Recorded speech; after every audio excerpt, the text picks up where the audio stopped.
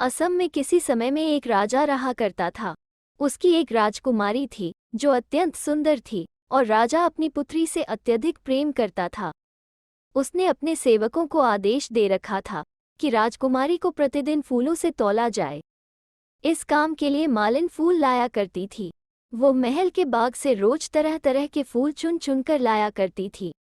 मालिन इस बात से बहुत खुश थी कि उसे राजकुमारी के लिए फूल लाने का मौका मिल रहा है। राजमहल के बगीचे में एक सुंदर तालाब था। तालाब में रंग बिरंगी मछलियां थीं। एक दिन मालिन जब अपने पति माली के साथ तालाब पर गई तो उसने उसमें सालुक के फूल उगे देखे। ये फूल बड़े बड़े सफ़ेद, गुलाबी और पीले रंग के थे। सालुक का फूल कमल के फूल की ही प्रजाति है जिसमें खुशबू नहीं होती और इसकी सब्जी बनती है। उन फूलों में एक बहुत ही बड़ा फूल भी था जिसकी सुंदरता से मालिन अभिभूत हो गई और उसने सोचा कि इस फूल को तोड़ लिया जाए तो इसकी बहुत ही स्वादिष्ट सब्जी बन सकती है। उसने उस फूल को तोड़ लिया।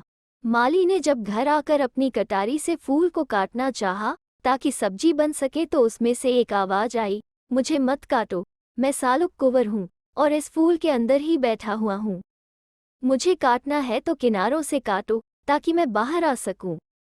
आवाज सुनकर माली डर गया, पर मालिन ने बड़ी सावधानी से फूल की एक एक पत्ती अलग करनी शुरू कर दी। पत्तियों के अलग होते ही उसमें से एक प्यारा सा सुंदर बालक बाहर निकला। निःसंतान माली व मालिन उसे ईश्वर का उपहार मानकर बेटे की तरह उसकी परवरिश करने लगे। समय बीतने के साथ सालुक कुंवर एक सुंदर नौजवान में बदल गया। उधर राजकुमारी भी एक सुंदर युवती बन चुकी थी। मालिन अभी भी राजकुमारी के तौलने के लिए महल में फूल लेकर जाती थी। राजकुमारी की सुंदरता के बारे में सालुक जितना सुनता, उससे मिलने की चाह उसके अंदर उतनी बलवती होती जाती। एक बार जब मालिन ने फूल एकत्र किए तो सालुक ने बिना धागे की एक माला तैयार की और चुपचाप जूही के फूलों की वह माला उस ढेर में रख दी। मालिन क्रोधित हो उठी और उसने वह माला ले जाने से इनकार कर दिया। तो सालुक ने उससे विनती की वो इसे ले जाए। राजकुमारी ने जब वह माला देखी तो पूछा कि यह कहाँ से आई है। मालिन को तो पता था कि उसके बेटे ने इसे रखा है, लेकिन राजकुमारी के पूछने पर वह डरकर राजकुमारी से माफ़ी मांगने लगी। पर राजकुमारी तो माला देख बहुत खुश हो गई थी। जब उसे सच का पता चला तो उसने कहा कि वो सालुक कुंवर से मिलना चाहती है। सालुक कुंवर का रूप देख राजकुमारी समझ गई कि यह कोई साधारण इंसान नहीं है।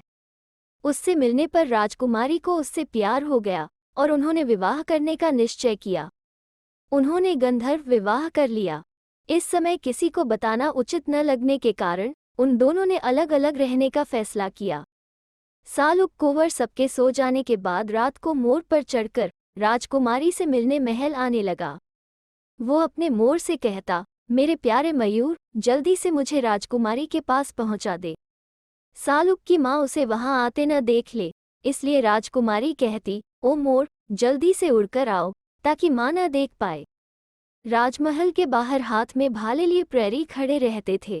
राजकुमारी गाना गाती, मेरे प्यारे सालुक कुंवर, जल्दी आ जाओ वरना भालों से तुम्हें छलनी कर दिया जाएगा। इसी तरह वे काफी समय तक मिलते रहे, लेकिन एक दिन सालुक को प्रहरियों ने देख लिया और उसे भालों से बींध दिया गया। राजकुमारी की लाख कोशिशों के बावजूद वो बच न सका।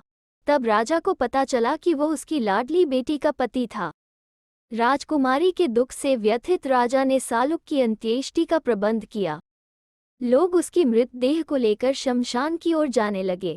तभी वहां एक तोता उड़ता हुआ आया और उसने उसकी मृतदेह पर अमृत जल छिड़क दिया। अमृत जल के छींटे पड़ते ही सालुक जीवित हो उठा।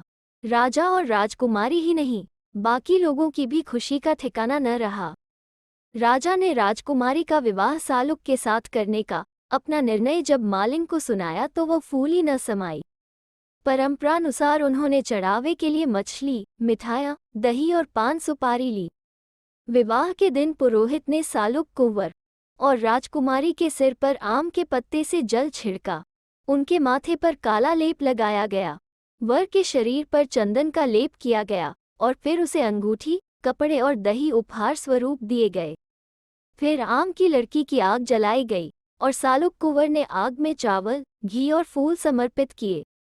पुजारी ने मंत्रों का उच्चारण किया और इस तरह उनका विवाह संपन्न हो गया। विवाह के बाद राजा ने सालुक को दरबार में एक महत्वपूर्ण पद दे दिया।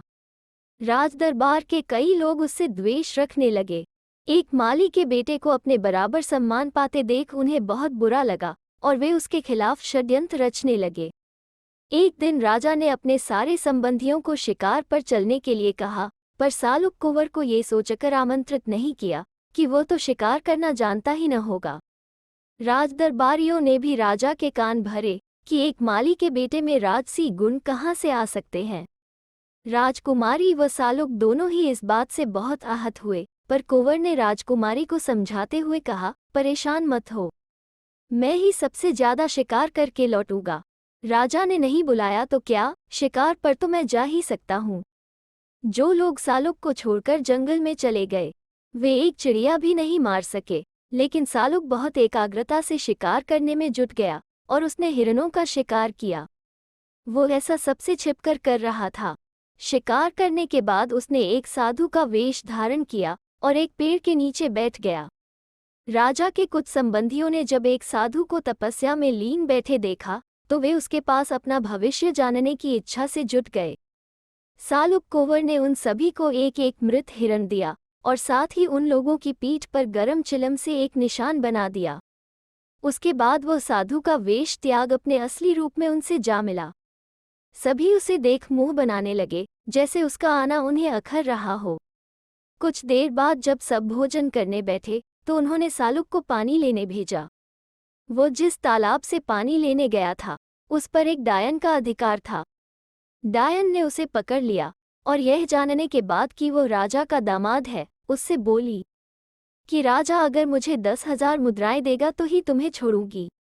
राजा तक जब ये खबर पहुंची तो उसने मना कर दिया, क्योंकि वो उसे पसंद नहीं करता था और चाहता था कि राजकुमारी की शादी किसी राजकुमार से हो जाए।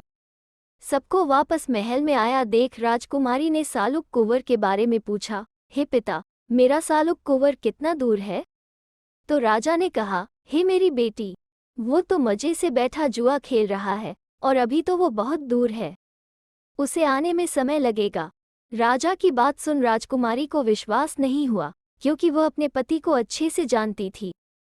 उसने अपने 2 पालतू कुत्तों छनौरा और भनौरा को सालुक की खबर लेने भेजा। सालुक की गंध से कुत्तों को उसके बारे में पता चल गया और तब उन्होंने उसे डायन की कैद से छुड़ाने के लिए एक धोबी से मदद मांगी। धोबी ने एक बांसुरी खरीदी और उसे बजाते बजाते तालाब के आसपास घूमने लगा। बांसुरी की आवाज सुनकर डायन के बच्चे तालाब से बाहर निकल आए। धोबी बांसुरी बजाता गया और बच्चे उसके पीछे पीछे चलते जंगल तक आ गए। डायन उनके पीछे पीछे गई, पर वापस लौटने की राह नहीं ढूंढ सकी और सालुक कुंवर मौका मिलते ही कुत्तों के साथ वापस महल में पहुंच गया। राजकुमारी उसे देख बहुत खुश हो गई। सालुक ने सबको सच्चाई बताई। तब राजा को एहसास हुआ कि सालुक वास्तव में बहुत ही योग्य इंसान है। अपनी बात को सिद्ध करने के लिए उसने राजा को लोगों की पीठ पर पड़े निशानों को भी दिखाया और सब जान गए कि सारे शिकार उसने ही किए थे। राजा को अपनी भूल का एहसास हुआ और उसने उससे माफ़ी मांगते हुए उसे अपना उत्तराधिकारी घोषित कर दिया। तो दोस्तों, कैसी लगी आज की लोककथा? अगर अच्छी लगी तो लाइक और शेयर करें और चैनल को सब्सक्राइब करना ना भूलें। फिर मिलते हैं एक नई लोककथा पर।